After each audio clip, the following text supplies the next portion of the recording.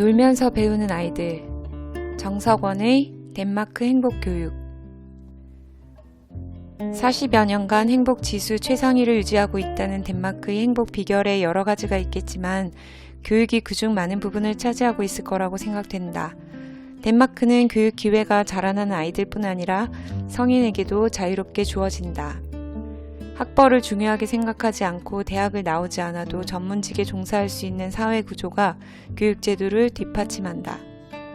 시험이 거의 없어 학생들이 서로를 경쟁 상대라기보다 협력자로 생각하는 것도 다른 나라에 비해 학생들이 행복한 이유이기도 하다. 책을 읽는 내내 그런 점들이 정말 부러웠다.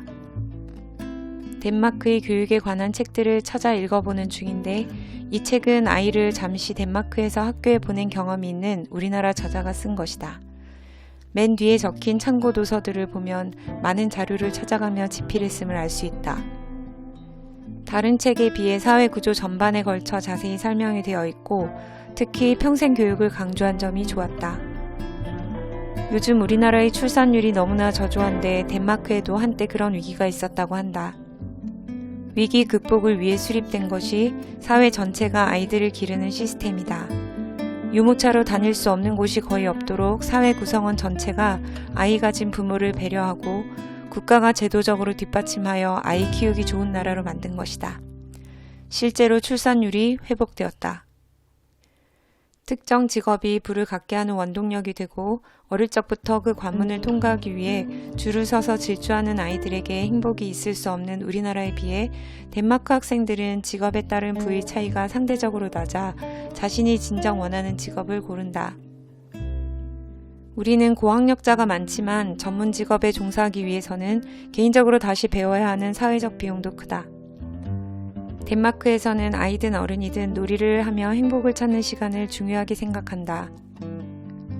편안한 휴식을 취하며 서로 이야기를 나누는 휴게 시간이 보편화되어 있는 이곳에서 아이들은 숲 사이를 뛰놀며 자연을 만끽하고 자유롭게 규칙을 만들어 놀이를 하며 노출된 위험에 스스로 대처하는 방법을 배운다.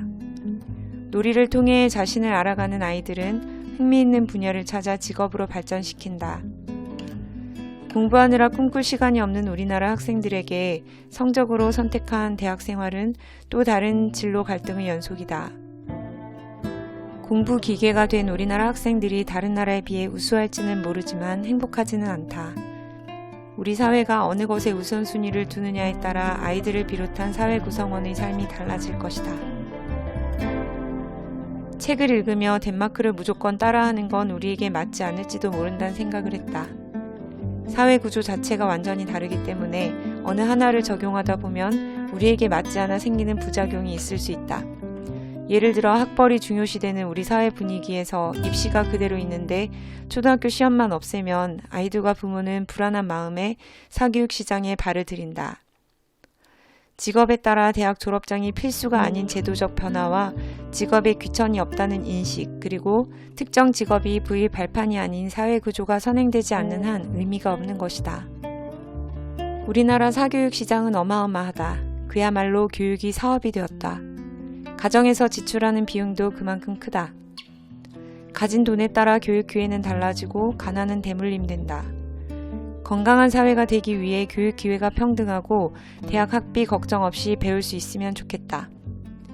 대학을 가지 않아도 구할 수 있는 직업이 보다 많아졌으면 좋겠다. 덴마크는 비행기 기장도 대학 졸업장이 필수가 아니라고 한다.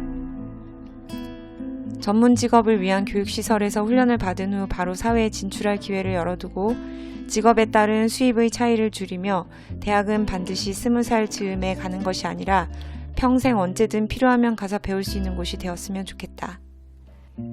덴마크의 수업에서 아이디어를 얻을까 하고 빌렸다가 우리나라 사회 구조에 대해 다시 생각해보게 된 책이다.